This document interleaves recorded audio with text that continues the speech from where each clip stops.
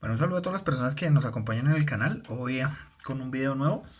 Hoy vamos a hablar con respecto a lo que es el monitoreo en cuanto a sonido en vivo. ¿Ok? O sea, vamos a tener una pequeña explicación. Ya les recuerdo que esto es a nivel muy básico para las personas que están iniciando y que de pronto están buscando una referencia que no han podido encontrar.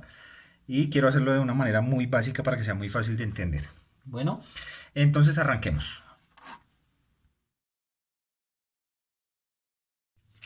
Bueno, entonces, a grandes rasgos, el sistema de monitoreo es un sistema de audio totalmente independiente al sistema de PA o al sistema de sala, que es lo que va a escuchar el público.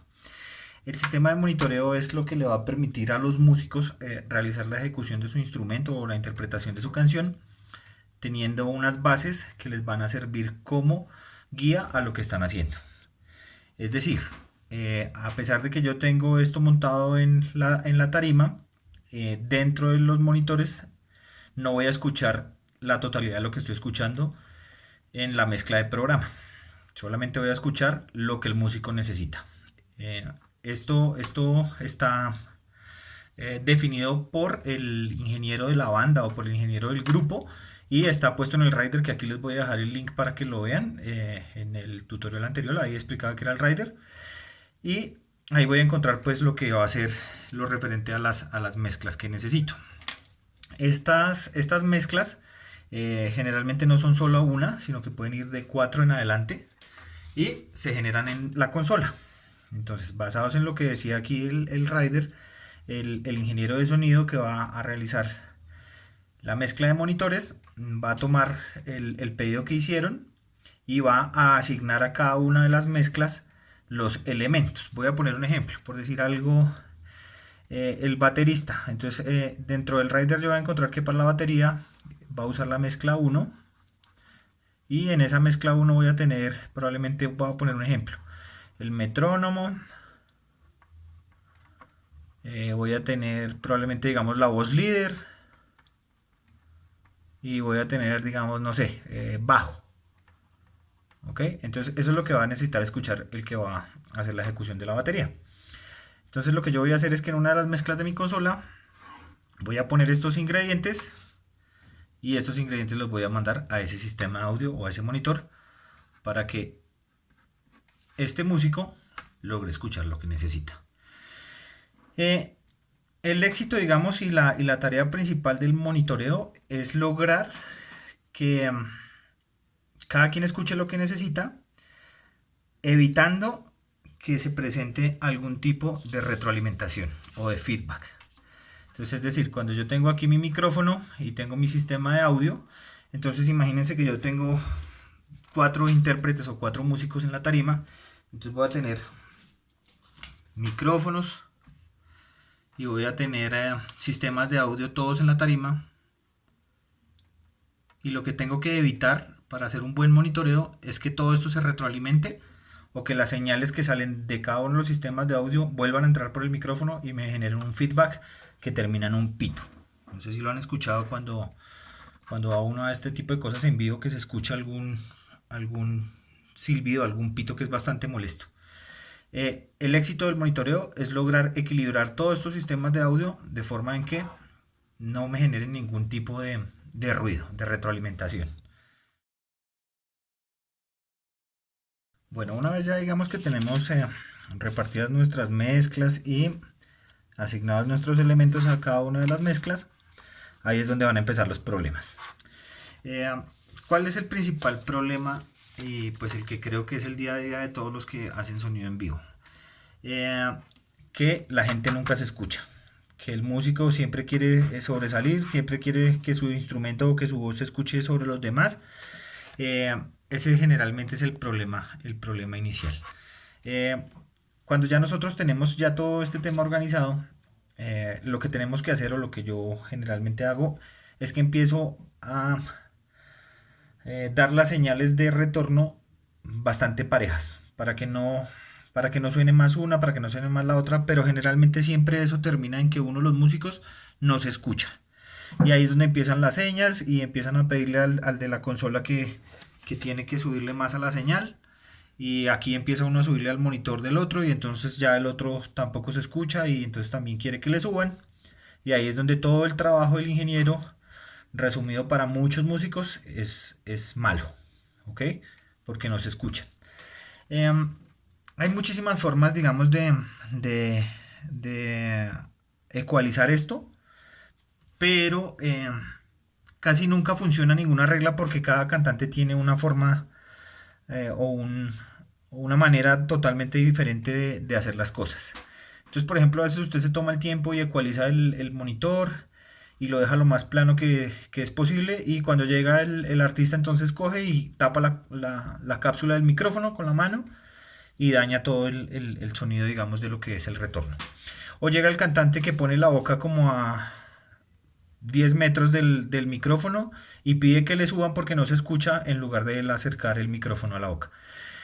El secreto del monitoreo, y digamos que la forma en la que debería funcionar mejor, es que como existen tantos elementos sonoros sobre la tarima, que son los micrófonos, que son los retornos, el cantante debe tratar de hacer la ejecución lo más cercano lo más cercano posible al micrófono. ¿Para qué? Para reducir el campo de recepción de ese micrófono y garantizar de que lo que está recogiendo ese micrófono, que es esa voz, sea lo único que entre por ahí, ¿ok?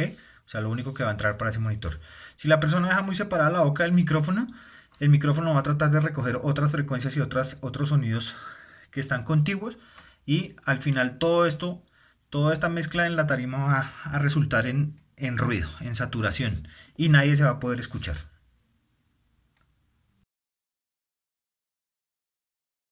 Bueno, ya después de que tenemos todo ese tema y les comenté más o menos la problemática, voy a mostrarles más o menos cuáles son los tipos de monitores. Existen los monitores de piso, eh, que van a encontrar en todas las marcas, activos, pasivos, ¿ok?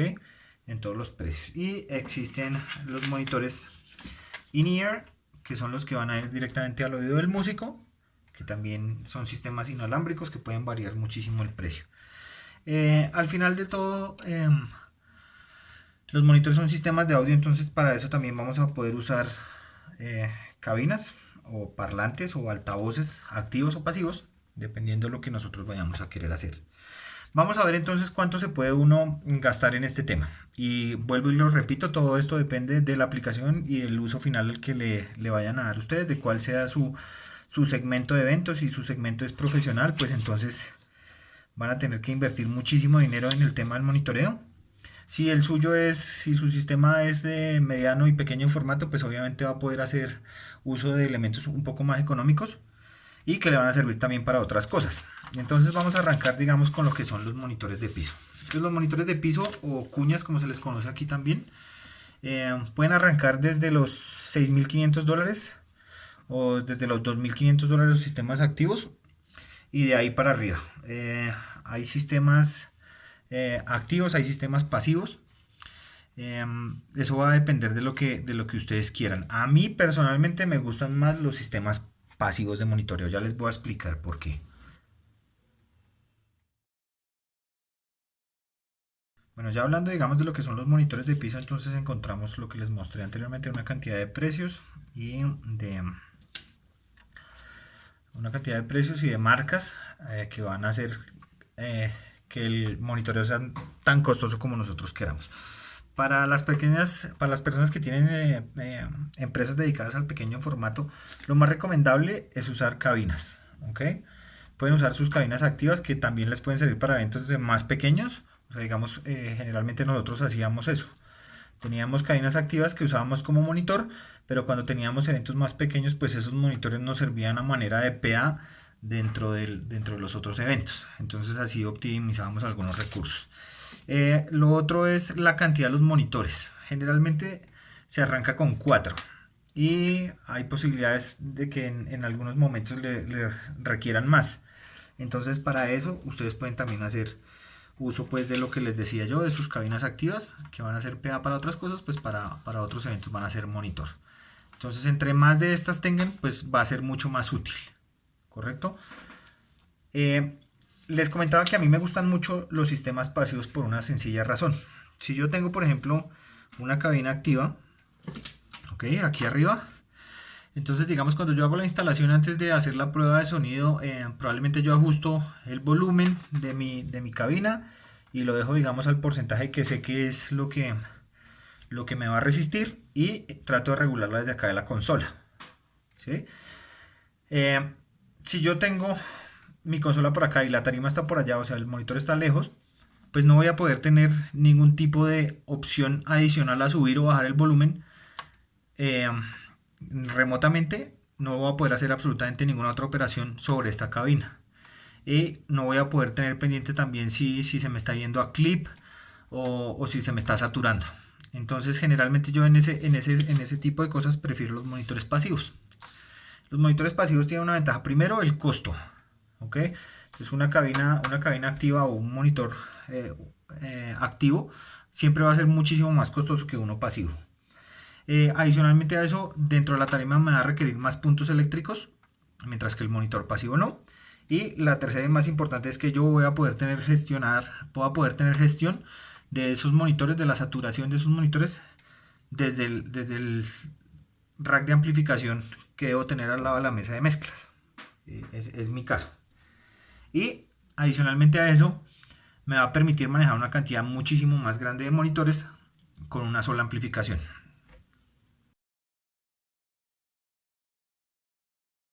Bueno, por ejemplo, digamos, yo tengo aquí mi consola, tengo aquí mi rack de amplificación. ¿Okay? Este digamos que va a ser mi rack de amplificación. Voy a hacer la ejemplificación con las plantas iNUC de Behringer, que a mí me gustan mucho personalmente. Y digamos que ese va a ser mi sistema de amplificación que va a ir hacia lo que es el PA. Entonces aquí voy a tener mis bajos hacia afuera y voy a tener mi sistema de amplificación lineal aquí. ¿Ok? Entonces este sería mi rack de amplificación de lo que tiene que ver para PA. Y debería tener un rack adicional que sería la amplificación para los monitores.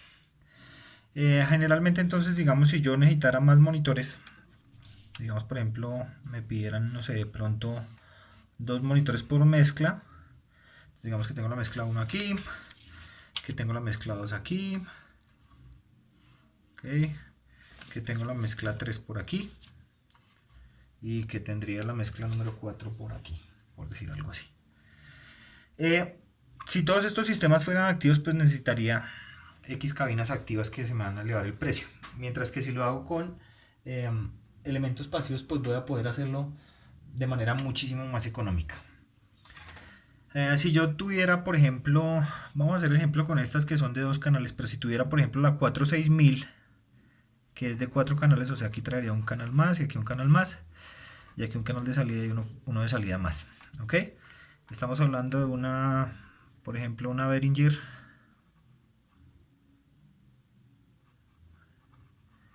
Behringer 46000.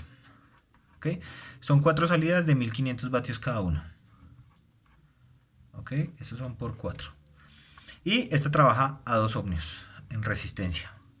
Entonces prácticamente lo que quiere decir que si yo tuviera este amplificador, yo podría sacar la mezcla 1, la mezcla 2, la 3, la 4, enviarlos a cada uno de los canales de entrada, que serían el 1, el 2, el 3 y el 4, y de cada amplificador de estos, si mis monitores son de 8 ohmios, podría llegar hasta tener 3 monitores por cada uno de los canales. Algo así. Entonces, digamos, voy a salir con las mezclas de la consola y voy a llegar aquí a los 4 canales de entrada. Voy a pintarlo por acá así como para que lo entiendan. Y de aquí voy a salir para el canal 1. Voy a llegar al monitor 1. Del monitor 1 voy a ir al 2 y del monitor 2 voy a ir al 3. Y en los 3 tenía el mix 1. Ok, el 1 y el 1. Y si quisiera meter otros 3 monitores con una mezcla diferente, pues simplemente lo sacaría de la mezcla de la entrada 2, lo sacaría a la salida 2 y los encadenaría a cada uno de los monitores.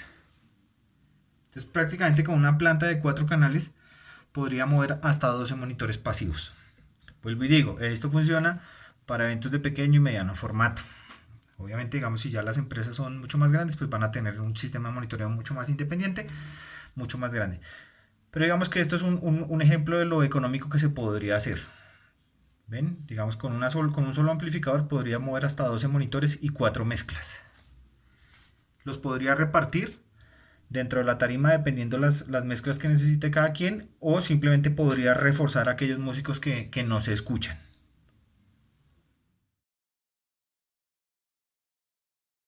Bueno, entonces aquí está la otra parte, que son los sistemas inalámbricos o sistemas in-ear, y los sistemas de cables o los sistemas cableados, perdón.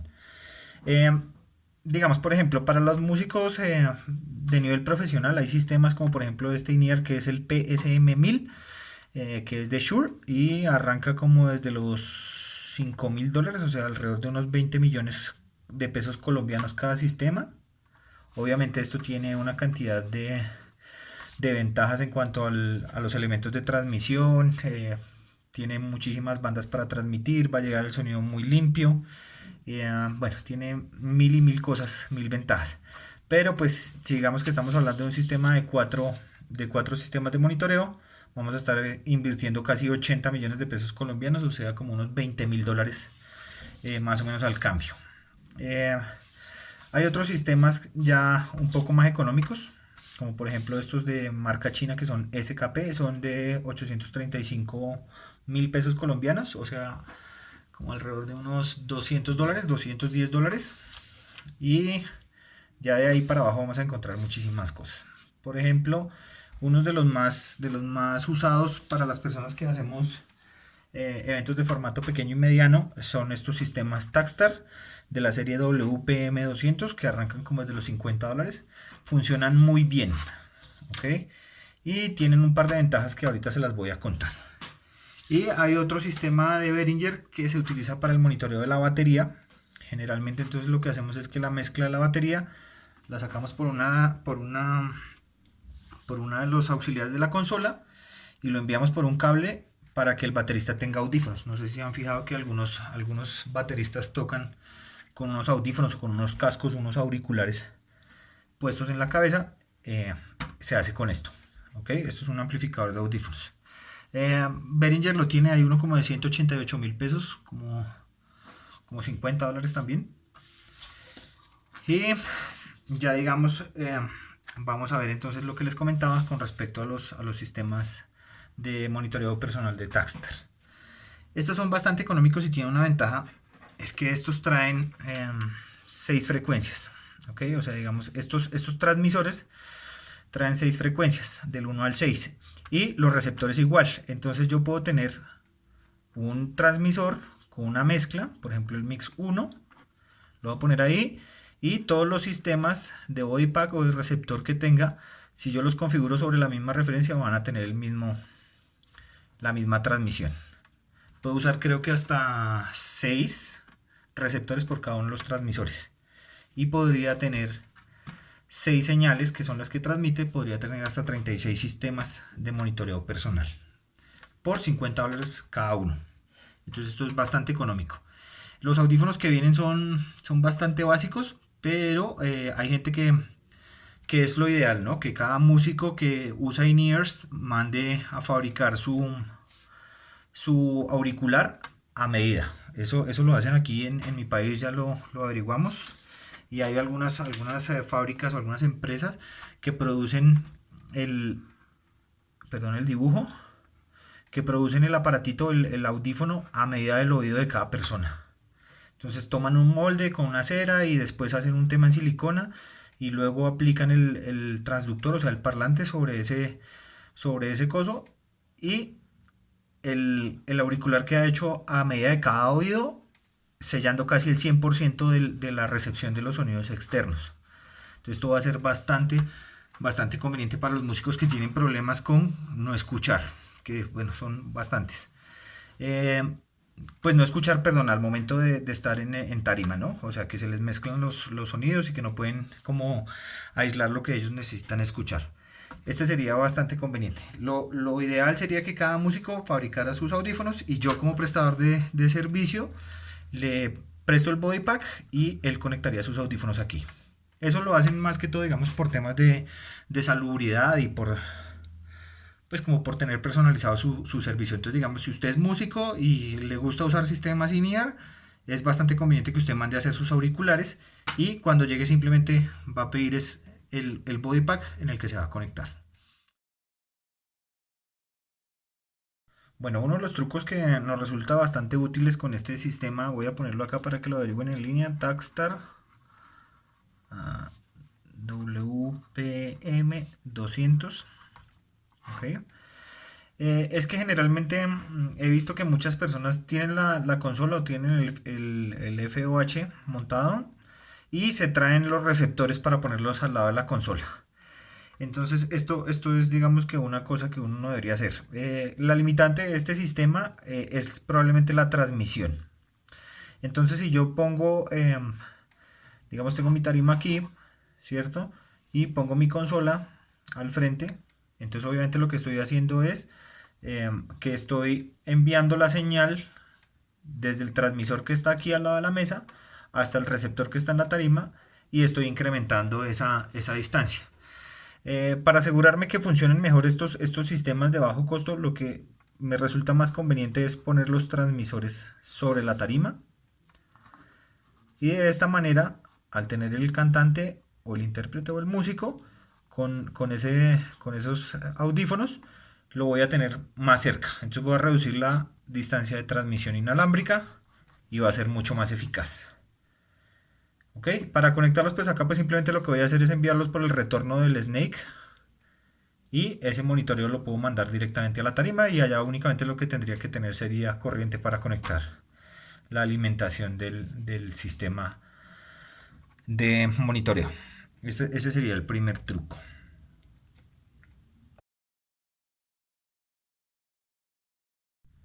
El segundo truco ya pues como les comenté sería pues tener unos mejores audífonos, o sea, mejorar la calidad de los audífonos. Probablemente se pueden conseguir en línea algunas réplicas de unos in-ear Shure. ¿Sí? Es decir, puedo conseguir solamente los audífonos en manera de imitación a los de Shure y son muchísimo más efectivos que los que vienen en el paquete con el sistema Takstar. Entonces esto me va a mejorar muchísimo el sonido, la respuesta de sonido y va a tener mejor cobertura el oído del músico y va a hacer que sean mucho más efectivos. Entonces con esos dos trucos que son simplemente poner el sistema sobre la tarima y reemplazar los audífonos, voy a poder sacarle un muy buen provecho a un sistema de $50 y voy a poder tener muy buen resultado en ese tema de monitoreo personal. Bueno, ya para terminar y que no nos quede demasiado largo este video, voy a dejarles el último truco que corresponde, digamos, a cómo reemplazar un elemento del backline. Entonces básicamente el backline lo vimos que eran los amplificadores de guitarra y los amplificadores de bajo que estaban compuestos por un amplificador y un parlante pues para hacer eso, donde nosotros conectamos el instrumento, por decir algo así, la guitarra. ¿Ok? Eso generalmente tiene una entrada para el instrumento y tiene una salida que es la que va a ir a conectar la consola. ¿Okay? Esa salida lo que hace es manejar temas de impedancia y que si es de alta impedancia este amplificador hace la conversión y me envía un canal de baja impedancia. Eso es básicamente, digamos, lo que se hace con esos amplificadores, aparte de que sirven de referencia para el músico. Si digamos en algún momento esto lo probé alguna vez y me funcionó, en algún momento llegaron con un instrumento y yo no estaba preparado para eso. Entonces, ¿qué fue lo que hice? Con una cabina activa, correcto, la cabina activa trae una entrada de alta que la pueden ver acá. Aquí a esta cabina entré con el instrumento directamente y por la salida de línea la envié para acá. Entonces digamos que este sería un truco que nos serviría para reemplazar un amplificador de backline. Vuelvo y lo repito para temas muy básicos. Entonces si ustedes no tienen una caja directa, un DayBox, una caja directa, pueden usar una cabina autopotenciada o amplificada.